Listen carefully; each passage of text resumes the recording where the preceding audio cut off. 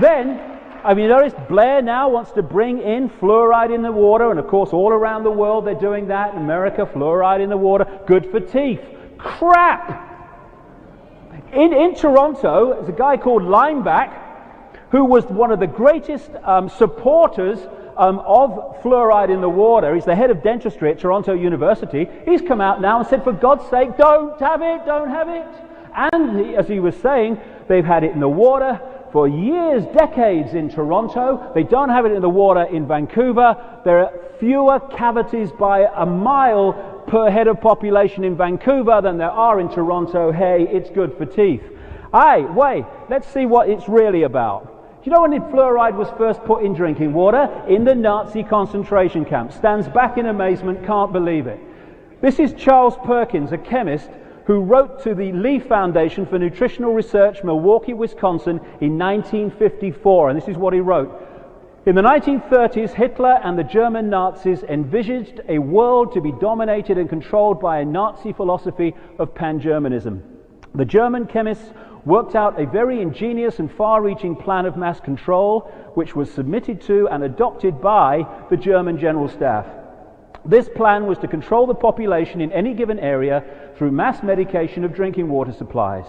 By this method, they could control the population in whole areas, reduce population by water medication that would induce sterility in women, and so on. In this scheme of mass control, sodium fluoride occupied a prominent place. That's what it's about.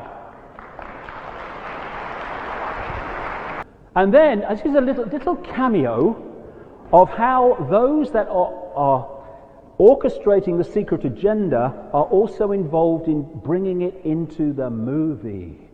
Aspartame, or aspartame, 200 times more sweet than sugar, and it is lethal stuff. They actually tell American Air Force pilots not to drink soft drinks because it affects their ability to fly. Why? Because of the aspartame in it.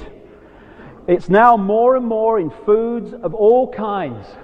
And they even have aspartame disease. It is a mind suppressant among many other things. Hey, who was the man who brought aspartame to the world by manipulating the authorities in America by putting people who supported him and his aspartame policies in positions of power to make that decision and removing those that would not? Oh, aspartame man.